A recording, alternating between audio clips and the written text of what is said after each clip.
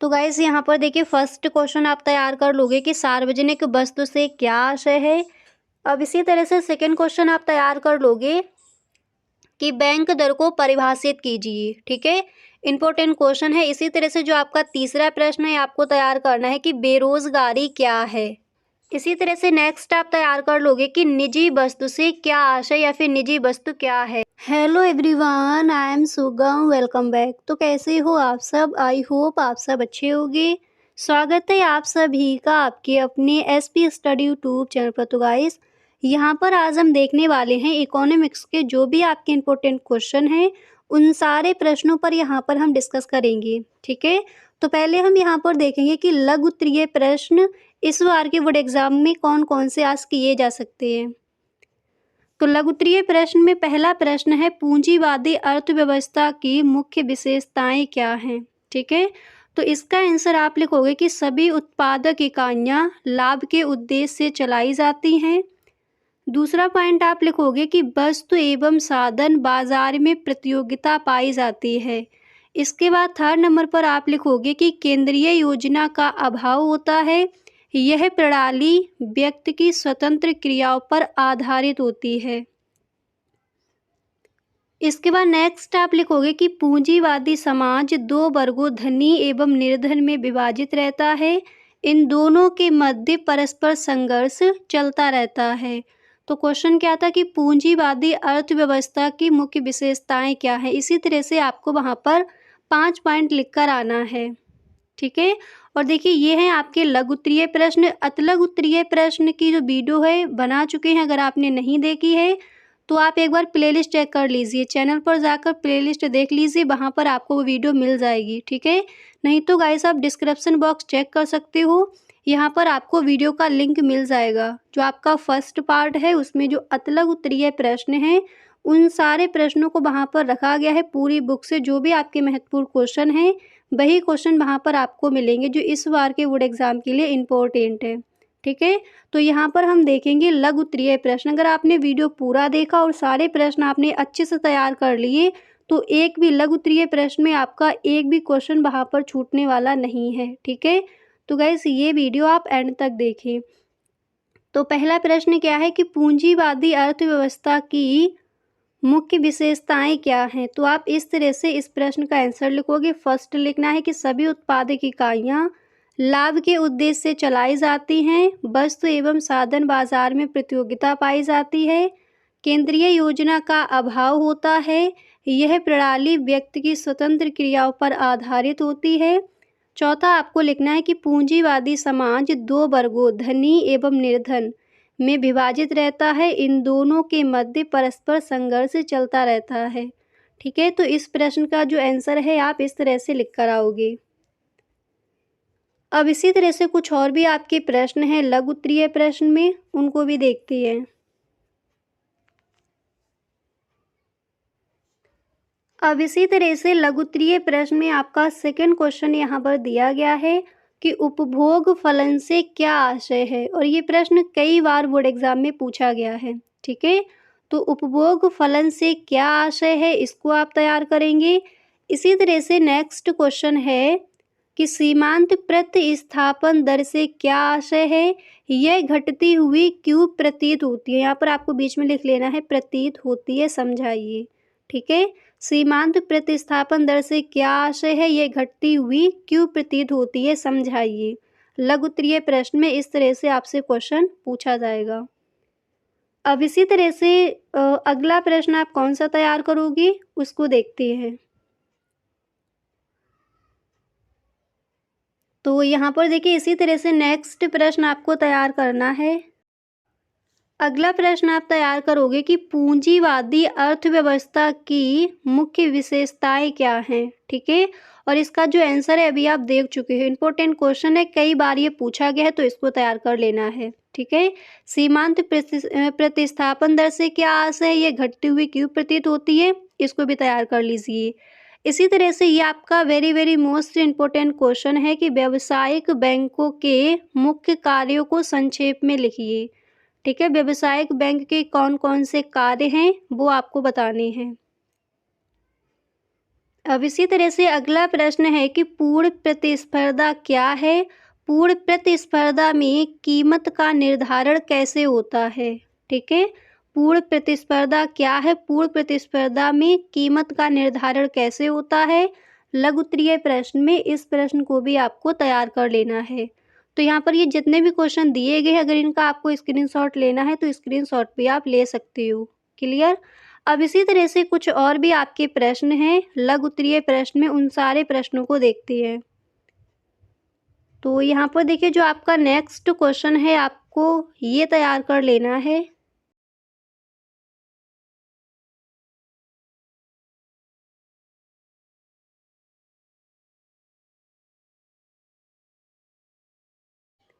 अब इसके बाद देखिए, यहाँ पर अगला प्रश्न आप तैयार करोगे कि लागत फलन की संकल्पना क्या है?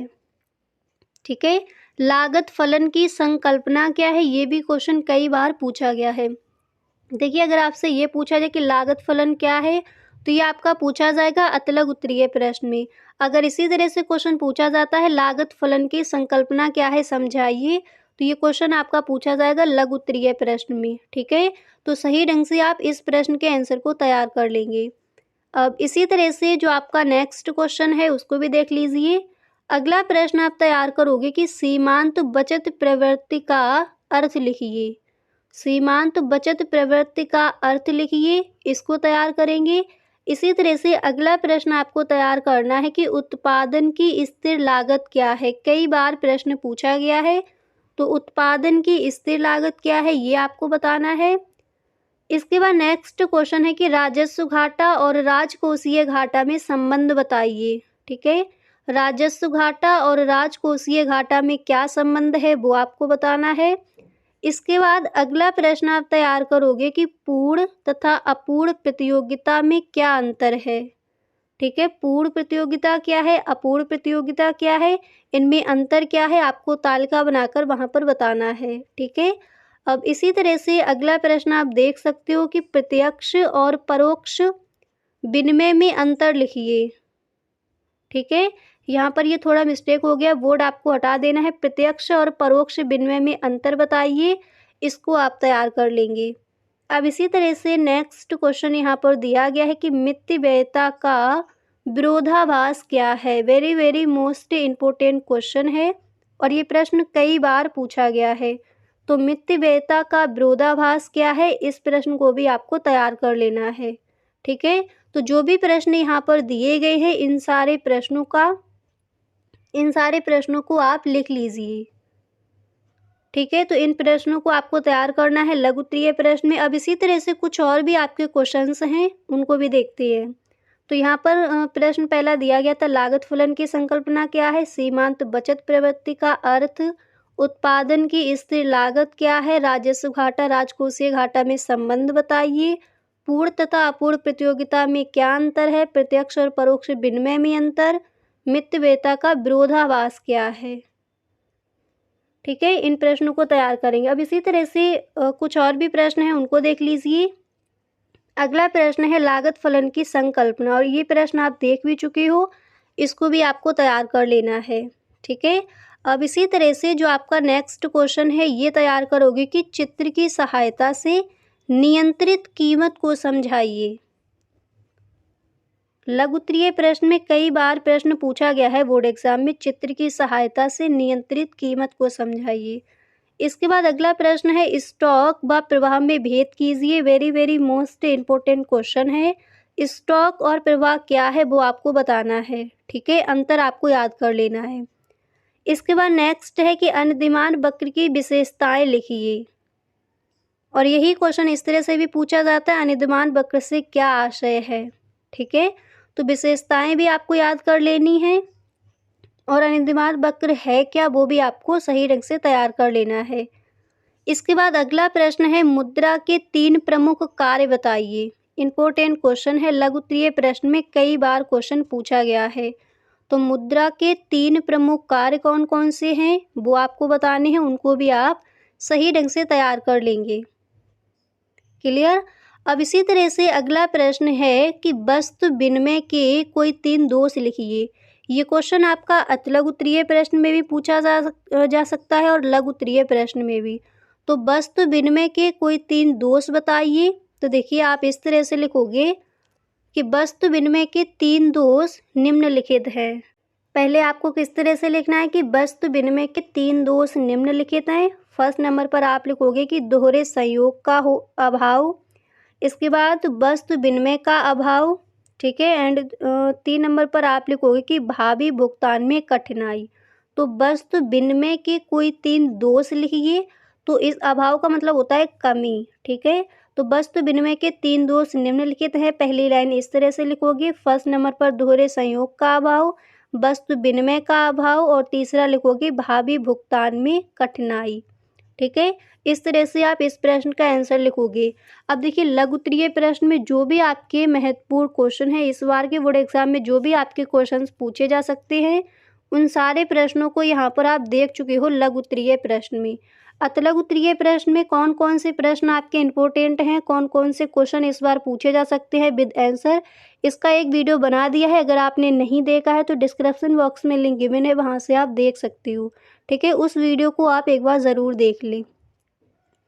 तो यहाँ पर देखिए लघु उत्तरीय प्रश्न में जो भी आपके इंपॉर्टेंट क्वेश्चन है उनको आप देख चुके हो। इसी तरह से विस्तृत उत्तरीय प्रश्न में आप कौन कौन से क्वेश्चन तैयार करोगे इकोनॉमिक्स के पेपर के लिए, तो उसका आपका आएगा नेक्स्ट वीडियो, उसमें हम देखेंगे। तो गाइस अगर अभी तक आपने इस चैनल को सब्सक्राइब नहीं किया है तो कर लीजिए, एंड बेल आइकन को भी प्रेस कर देना ताकि वीडियो की जो भी नोटिफिकेशन हो वो सबसे पहले आपके पास पहुँचे और एक भी वीडियो आपसे छूटे ना, ठीक है।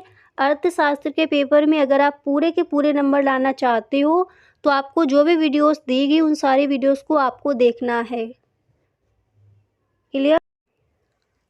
अब यहाँ पर देखिए इसी तरह से आपका जो नेक्स्ट क्वेश्चन क्या है, कुछ और भी प्रश्न देख लेते हैं। तो अगला प्रश्न आप तैयार करोगे कि राष्ट्रीय आय से आप क्या समझते हैं। राष्ट्रीय आय से आप क्या समझते हैं, क्वेश्चन आपका अतिलघु उत्तरीय प्रश्न में भी पूछा जाता है और लघु उत्तरीय प्रश्न में भी। तो आप इस तरह से लिखोगे कि किसी देश की श्रम और पूंजी उस देश के प्राकृतिक साधनों पर क्रियाशील होकर प्रतिवर्ष जो भौतिक और अभौतिक वस्तुओं और सभी प्रकार की सेवाओं का शुद्ध योग उत्पन्न करते हैं, उसे ही उस देश की शुद्ध वार्षिक आय अथवा राष्ट्रीय लाभांश या राष्ट्रीय आय कहते हैं। क्वेश्चन आपका इस तरह से ज़्यादा पूछा जाता है कि राष्ट्रीय लाभांश क्या है, ठीक है। तो राष्ट्रीय आय, राष्ट्रीय लाभांश या फिर शुद्ध वार्षिक आय एक ही चीज़ है। तो इस तरह से आप इसका आंसर लिख कर आओगे। एक बार दोबारा से देख लीजिए, राष्ट्रीय आय क्या है। आप लिखोगे किसी देश की श्रम और पूंजी उस देश के प्राकृतिक साधनों पर क्रियाशील होकर प्रतिवर्ष जो भौतिक और अभौतिक वस्तुओं और सभी प्रकार की सेवाओं का शुद्ध योग उत्पन्न करते हैं, उसे ही उस देश की शुद्ध वार्षिक आय अथवा राष्ट्रीय लाभांश या राष्ट्रीय आय कहते हैं, ठीक है। इस तरह से आपको इस प्रश्न का आंसर लिखकर आना है। अब यहाँ पर देखिए लघु उत्तरीय प्रश्न को हमने देख लिया। अब इसी तरह से जो आपके विस्तृत उत्तरीय प्रश्न हैं वो हम देखने वाले हैं नेक्स्ट वीडियो में।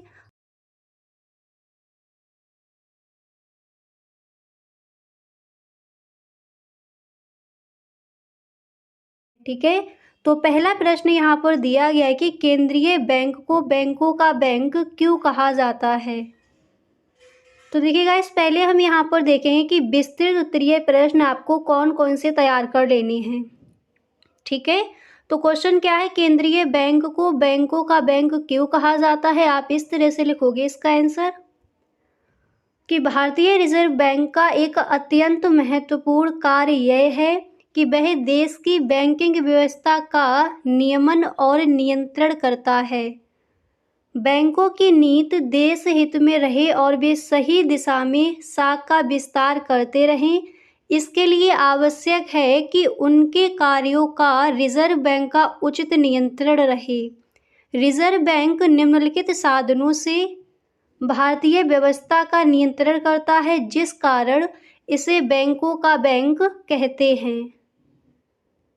तो क्वेश्चन आपको क्या दिया गया था कि केंद्रीय बैंक को बैंकों का बैंक क्यों कहा जाता है। पहले आप इस तरह से लिख कर आओगे, ठीक है, ये गाइस आपका विस्तृत उत्तरीय प्रश्न है।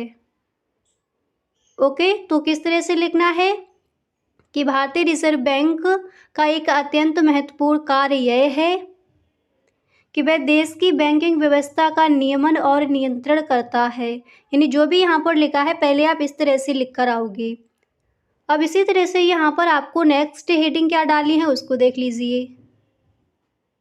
अब इसी तरह से यहाँ पर नेक्स्ट हेडिंग आप डालोगे पूंजी। ठीक है, ये हेडिंग डालने के बाद इसमें आपको लिखना है कि भारत में बैंकों के अनुचित विस्तार को रोकने के लिए इनकी पूंजी व्यवस्था इस प्रकार की बनाई गई है कि केवल बड़े बड़े बैंक ही देश के अधिकांश भागों में शाखाओं का विस्तार कर सके। इसके बाद आप लिखोगे और छोटे बैंक अपने गांव व्यवसाय को एक राज्य में सीमित कर उसे क्षेत्र की जनता को अधिकाधिक लाभ पहुंचा सके। ठीक है, तो केंद्रीय बैंक को बैंकों का बैंक क्यों कहा जाता है, पहले आपने जो पैराग्राफ देखा उस तरह से आपको लिखना है। इसके बाद आप फर्स्ट हेडिंग डालोगे पूंजी और फिर आपको इसमें इस तरह से लिखकर आना है। एक बार दोबारा से देख लीजिए। पूंजी हेडिंग डालने के बाद आप लिखोगे कि भारत में बैंकों के अनुचित विस्तार को रोकने के लिए इनकी पूंजी व्यवस्था इस प्रकार बनाई गई है कि केवल बड़े बड़े बैंक ही देश के अधिकांश भागों में शाखाओं का विस्तार कर सकें। इसके बाद आप लिखोगे और छोटे बैंक अपने गांव व्यवसाय को एक राज्य में सीमित कर उसे क्षेत्र की जनता को अधिकाधिक लाभ पहुंचा सके। ठीक है, तो गाइस जो आपका विस्तृत उत्तरीय प्रश्न पूछा जाए तो वो आपको वहाँ पर थोड़ा लॉन्ग में ही लिखकर आना है, ज़्यादा शॉर्ट में आप लिखकर नहीं आओगे। क्लियर, तो केंद्रीय बैंक को बैंकों का बैंक क्यों कहा जाता है, इस तरह से आप इस प्रश्न का आंसर लिखकर आओगे। इसी तरह से तो फर्स्ट हेडिंग ऐसे आपकी होगी पूंजी। अब इसी तरह से आपको 4 हेडिंग डालकर और लिख देना है तो आपका पूरा हो जाएगा इसका आंसर। क्लियर, अब गाइस इसी तरह से कुछ और भी आपके प्रश्न हैं उनको भी देख लीजिए। विस्तृत उत्तरीय प्रश्न में जो भी आपके प्रश्न इंपॉर्टेंट हैं उन सारे प्रश्नों पर यहाँ पर हम डिस्कस करेंगे। ठीक है, तो नेक्स्ट क्वेश्चन आप तैयार करोगे कि विदेशी विनिमय दर पर एक संक्षिप्त टिप्पणी एक विस्तृत टिप्पणी लिखिए। ठीक है, विदेशी विनिमय दर पर एक विस्तृत टिप्पणी लिखिए। इसके बाद अगला प्रश्न आप देख सकते हो कि सार्वजनिक वस्तुएं सरकार के द्वारा ही प्रदान की जानी चाहिए, व्याख्या कीजिए। सार्वजनिक वस्तुएं सरकार के द्वारा ही प्रदान की जानी चाहिए, इस पर व्याख्या करनी है। इसके बाद अगला प्रश्न आपका दिया गया है कि राष्ट्रीय आय की परिभाषा दीजिए, इसकी गणना में आने वाली कठिनाइयां कौन कौन सी हैं वो आपको बतानी है। इसके बाद अगला प्रश्न आप तैयार करोगे कि राष्ट्रीय आय मापने की उत्पादन गणना विधि या व्यय विधि को समझाइए। अब देखिए ये आपका वेरी मोस्ट इम्पोर्टेंट क्वेश्चन है, हर बार आपकी एक विधि पूछ ली जाती है। ठीक है, तो राष्ट्रीय आय मापने की उत्पादन गणना विधि या व्यय विधि को समझाइए, इसमें से आप एक विधि को तैयार कर लीजिए।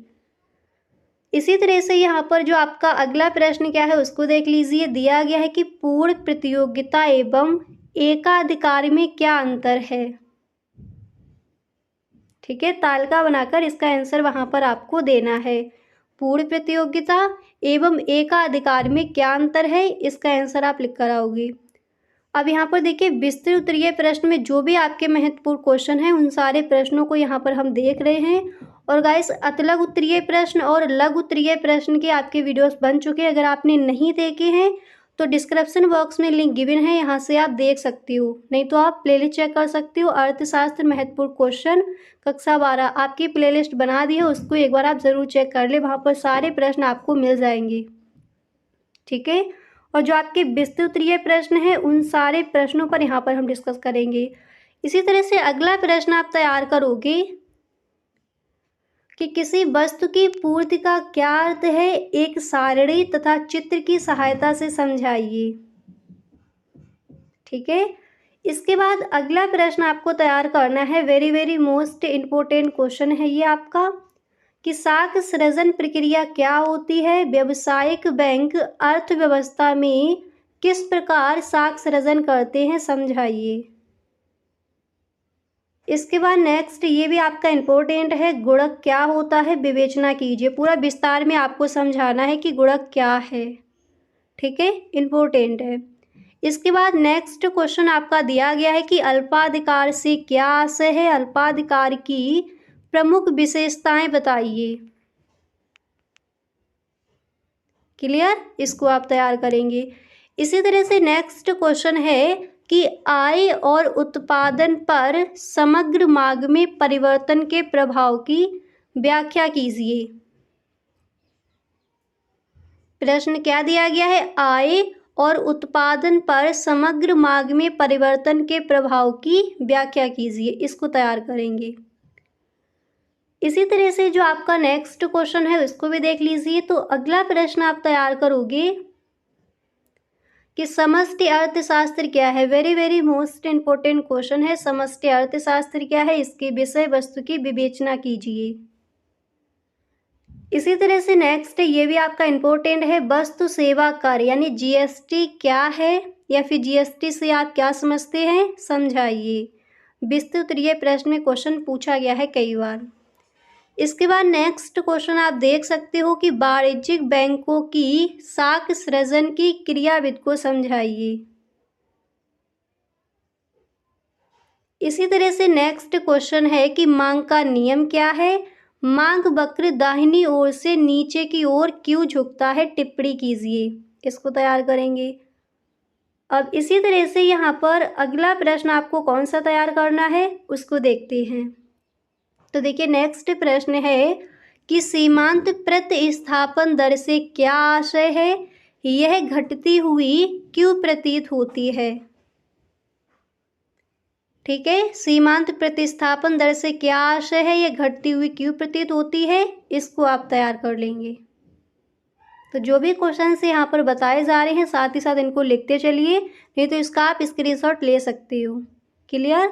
अब देखिए इसी तरह से जो आपका नेक्स्ट क्वेश्चन है यहाँ पर दिया गया है कि अल्पकालीन उत्पादन फलन के 3 नियमों का सचित्र वर्णन कीजिए। आपको चित्र भी वहाँ पर बनाना है।